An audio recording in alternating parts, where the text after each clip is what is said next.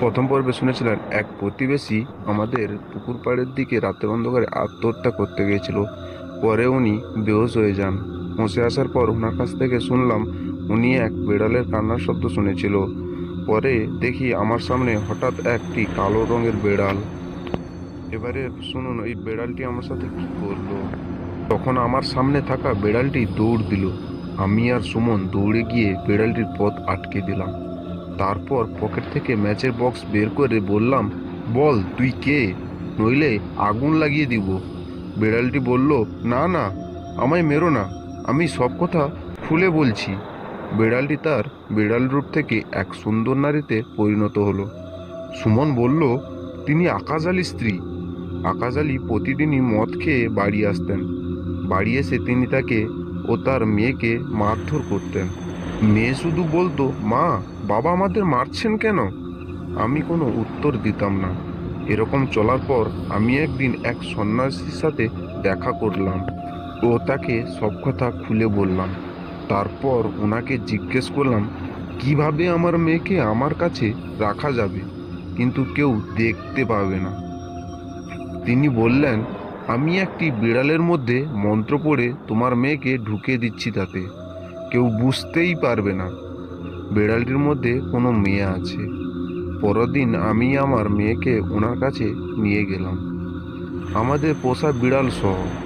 তিনি মন্ত্র পড়ে কাজটি সম্পাদন করলেন। কিছুদিন পরে আকাশ আলীর স্ত্রী কাজের জন্য একটু বাইরে গিয়েছিলেন। তিনি বিড়ালটি তথা তার মেয়েকে নিয়ে যেতে ভুলে গিয়েছিলেন। আকাশ আলী সেদিন রেগে গিয়ে কাছে কাউকে না পেয়ে বিনা কারণে নিজের রাগ মেটানোর জন্য বিড়ালটাকে মেরে ফেললেন। বিড়ালটিকে মেরে ফেলার পরেই বিড়ালটি থেকে তার মেয়ে বেরিয়ে আসে। আকাশ আলীর স্ত্রী এসে দেখেন তার মেয়েকে তার স্বামী মেরে ফেলেছেন। কিছুদিন পরে আকাশ আলী আরেকটি বিয়ে করেন। মেয়ের শোকে আকাশ আলীর স্ত্রী আত্মহত্যা করেন। মৃত্যুর পর তার আত্মা এই বিড়ালটির মধ্যে প্রবেশ করে। তারপর থেকে বিড়ালটি যখন কাঁদে তখন এই কান্নার শব্দে শব্দে শোনা মানুষে আত্মহত্যা করে। আকাশ আলীর স্ত্রী আমাদের আরও বললেন, যতদিন পর্যন্ত আকাশ আলীকে শাস্তি দেওয়া না হবে ততদিন পর্যন্ত তার আত্মা শান্তি পাবে না।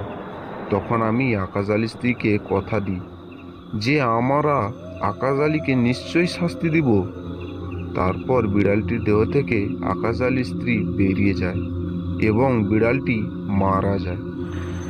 পরের দিন আমার বন্ধু সুমনকে মৃত পাওয়া যায়। আমি বললাম, আত্মাটি তো চলে গেছে, তারপরও আমার বন্ধু কিভাবে মারা গেল? আমি একটি পুরোহিতের কাছে যাই এবং ঘটনাটি খুলে বলি। তিনি বলেন, তোমার বন্ধুর শরীরে কোনো খারাপ আত্মা প্রবেশ করেছিল, তার উদ্দেশ্য ছিল তোমাকে মারা। তুমি যত তাড়াতাড়ি সম্ভব এখান থেকে চলে যাও। আমি একটু সুতো তোমার হাতে বেঁধে দিচ্ছি। এই সুতো কখনো খোলো না, নইলে তুমি বিপদে পড়তে পারো। আমি সেদিনই এই বাসের টিকিট কেটে বাড়ি ফিরি। আমি আজও বুঝতে পারি না সেদিন আমার সাথে কি ঘটেছিল। আমার এই মজার মজার গল্প শোনার জন্য আমাদের এই চ্যানেলটিকে সাবস্ক্রাইব করে আমার পাশে থাকবেন এবং শুনতে পাবেন এরকম মজার মজার গল্প।